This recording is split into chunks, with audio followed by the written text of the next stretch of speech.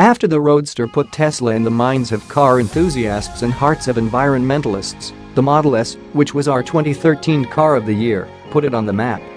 The recently released Model X SUV is important too, but it's the Tesla Model 3 that'll make or break the company. Musk didn't share any hard Model 3 facts at the car's March 31 debut. He did promise the base model will hit 60 miles per hour in less than 6 seconds, get 215 miles on a charge, and start at $35,000. Tesla offered rides in a Model 3 prototype to crowds of assembled journalists and customers, and we were lucky enough to score the very first one. The new Tesla Model 3 is actually quite striking in person. The sleek car looks taut, like it's ready to pounce. Yanking on the lever-actuated door handle, gone are the Model S electronically recessing units, opens the door to a welcoming cabin that feels futuristic and immediately familiar. You'll find the two-spoke steering wheel and center console in the usual place, but otherwise the Tesla signature cabin has been reshuffled for the Model 3. A 15-inch screen mounted in a landscape format on the center stack is the only option in the Model 3. It's perfectly located to allow driver and passenger use, and it also appears to offer a newer version of Tesla's infotainment software. Driver information including speed, range, and autopilot status is located on the left side of the display, so it's only a glance away from the road. It'll probably take some getting used to, but the Model 3 also features a speedometer display on that enormous screen.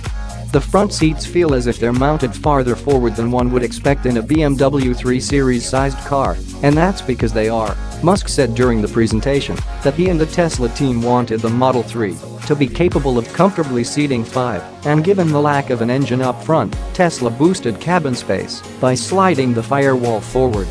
Another key to passenger volume is above your head, a one-piece, full-length glass roof that stretches from the top of the windshield all the way back to the trunk lid gives the cabin an open, airy feel not only because of the illusion of space, but because glass is much thinner than the steel and aluminum that the rest of the car is made from. The roofline has a Porsche Panamera-like look, further boosting rear passenger headroom. But I digress, you want to read about what it's like to ride in a Model 3. In short, it feels like a Tesla. Our Model 3, which was a fairly well-equipped dual-motor version with air suspension and what we think could be a 70 kWh battery pack, shot effortlessly forward when our Tesla minder flattened the accelerator. Despite the fact that our car was loaded down with 5 people, acceleration was quick, smooth, and quiet. Typical Tesla. While the Model 3 won't throw you back in your seat like a Model S P90D will, it's not going to leave drivers wanting for more oomph. Think of the difference in acceleration compared to a Model S like a BMW 328i versus an M3. Both are quick, but one feels a bit more so. Handling from the passenger seat felt solid too. With the center of gravity kept low by the floor-mounted battery pack, there was little, if any body roll detectable during our mini-slalom course, but count on Motor Trend for a full, instrumented track test once we can get our hands on a production-spec model. First impressions are promising.